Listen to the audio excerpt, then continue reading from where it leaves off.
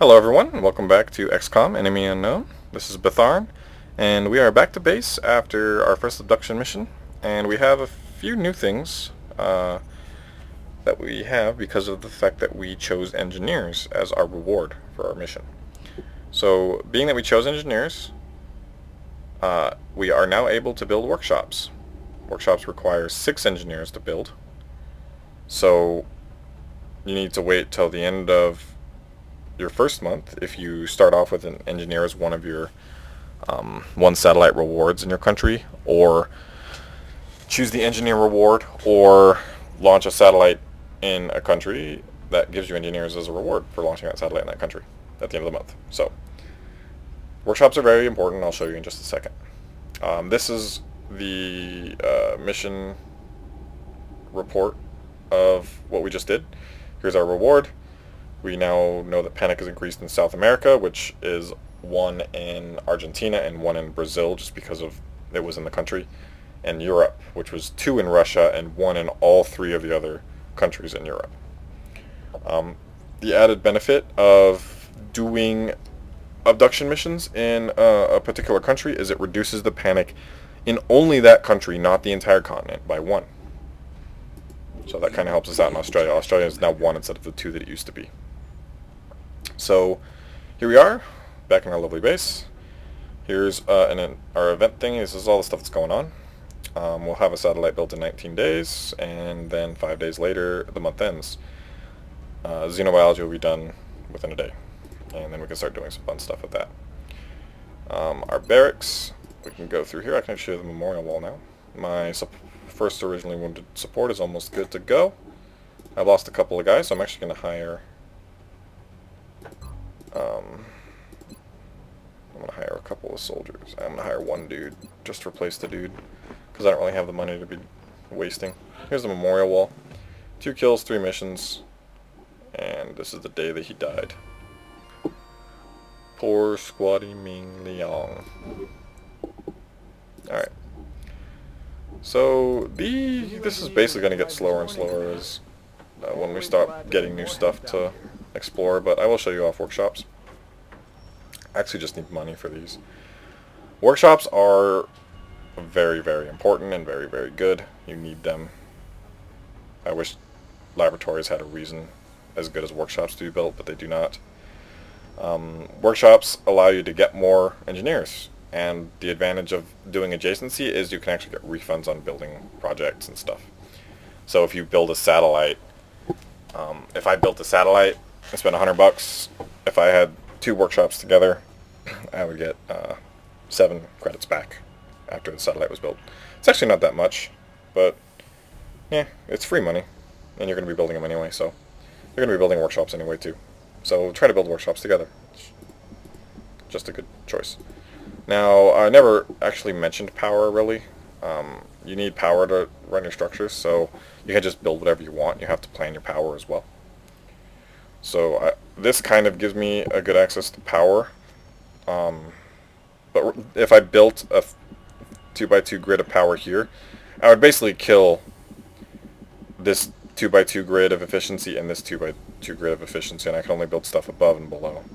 So you're kind of relegated to these 2x2s or these 2x2s. I might actually do a 2x2 here, build my alien containment here, build steam here, and then I can build a 2x2 grid right here. So this steam will be good, this steam will be good. Then I can build a regular power generator here, which will give me 2 for bonus power. And then I can build 2 more here if I need them. Yeah. You know, and I can build some laboratories along the wall here. The problem is I got to figure out where to put my workshops. And you kind of want to build your workshops early, so maybe I'll just put my workshops here. Probably, yeah. I can do my workshop grid here. Do my power grid here. Put 2 labs here. Do my satellites here. Throw my training school over here, perhaps.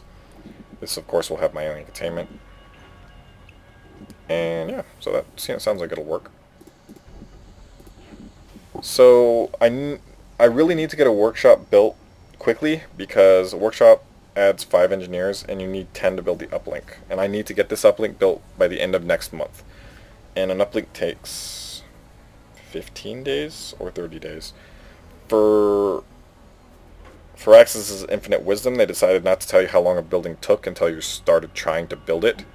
So I cannot check unless I go check the wiki. So that is stupid and needs to be fixed. But I doubt it ever will, so I'll have to live with it. I'm actually going to go ahead and start this. Actually, no, it's a lot of money. So I'm going to see if I need to build anything else. I'm actually going to... An alien containment's almost done. So I'm actually going to just throw the days along and see if I can top down my alien containment here. Alright, so we got our alien containment. This tells you new stuff. No, it doesn't. That's what you did. You can assign new research.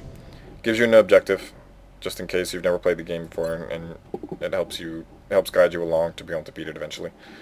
Some lore and stuff you can read. You can pause that and read it if you really want to.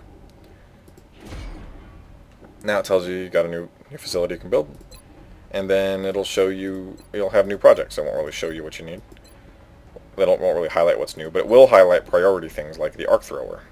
They want you to research the arc thrower because you need to capture an outsider, and you need to interrogate, quote unquote, an outsider to kind of progress the game. So the game will tell you what you need to do to eventually beat it. Again, just in case you've never played before and you have no idea what you're doing. Again, the sectoid autopsy I probably will never do unless I get South America and it's free. Because this just allows me to build aim enhancements so that I can auto hit. I don't really use them. I'm probably just going to beeline for an arc thrower. It's a little bit slow on the research. See, if I got the scientists, it'd probably be faster, like 10 days or 8 days instead, but it's only a couple days, and it's nowhere near as powerful as in getting engineering stuff. But how much is alien containment? It's not that. It's pretty cheap. So I'm going to build an alien containment right there. See, good thing I didn't build that thing because I don't have enough money for it. But I can go... I need to get, this stuff needs to go away. What I will do is sell those corpses, and then I will build... Actually, I might wait till next month because of the upkeep. Yeah, I'm going to wait till next month because I don't want to pay the upkeep on it.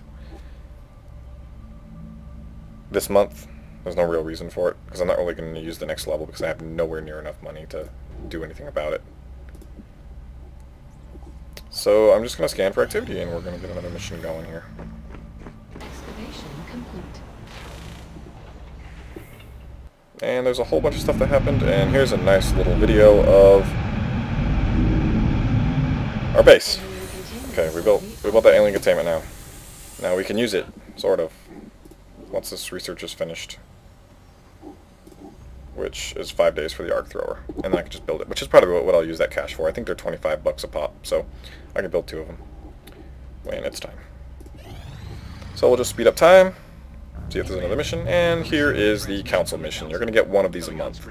If you have the Slingshot DLC, you now have the option to do the Slingshot DLC. The Slingshot missions are, I believe, a lot more are scripted. They're going to be the same every time you do them, which is, I mean, the council missions are already feel a little bit scripted. The only downside that I will warn people about for Slingshot DLC is it will give you some of the best weapons in the game really early in the game, which some people want, some people don't. It kind of takes a lot of the accomplishment out of the game if you get the fusion ball launcher and you can just shoot down a UFO with your interceptor up until the one of the later UFOs comes into the game, and you need an actual advanced UFO to shoot it down. So just a word of warning if you want to avoid overpowering yourself. This doesn't really give me any choice, so I get 4 scientists for free. Well, not really free, but I'll take scientists. I mean, don't get me wrong, I don't not want scientists, but I'm not going to go out of my way to get scientists just because they're not worth the trade-off that usually requires to get them. This is going to be a bomb disposal mission, which I think is one of the funnest missions that they have for council missions. It basically puts a timer on the game so that if you do not complete it fast enough, you will basically die and lose. So it's a nice change of pace than just running around killing all the aliens, though you still have to do that. This will also reduce panic, and one of the odd things I've noticed about the council missions is they don't tell you where it is, except for kind of in here. It's just, you have to read it. It doesn't really, it should just state council mission bomb disposal in China, so you know what country it's going to affect. It's probably written in here every time. I don't generally read this because I'm lazy, but it's just convoluted that you have to read through this to get a hint at where your mission's going to be. It doesn't really matter because you're probably going to do it anyway, just because you rarely want to. There's no reason to skip council missions unless you're like have no soldiers left. You can't skip these. There's actually no real penalty for skipping council missions, to be honest. But this is all just free stuff, and we're going to do a mission. Excellent. We look forward to seeing your progress. I'm going to take these guys and not take rookies because this is a timed mission, and I don't want to handicap myself needlessly. Shot down UFOs is pretty much the best way to train rookies because they're fairly safe and straightforward. I'm gonna give this guy a helmet. Actually, I like to give them the guile haircut when they're assaults. You can't see it in that hair color. Yeah, I think blonde looks best. Oh, they don't have a real blonde. They have like fucking yellow. Whatever. Yeah, guile haircut. He's a badass. He don't need no helmet. I don't really have anything else. Did I finish? Did I finish that one research? No, arc throwers in 3 days, which kind of sucks. I wish I could have got one, because I could have got a thin man, potentially, because council missions are always rife with thin men. You're going to have to get used to them. And thin men can be really dangerous. They're the first thing you encounter in Classic that really is like, oh shit. Those things can freaking kill me. So we're going to launch into this mission. This might be a little bit shorter of a video. I'm going to budget these out. Eventually it'll probably just be short base stuff rushing into another mission, so they'll probably just start merging together. But for the meantime, because I'm explaining so much in the early game, each of these videos will be cut into a mission and then a base video. So I will see you guys in the mission. Thanks for watching.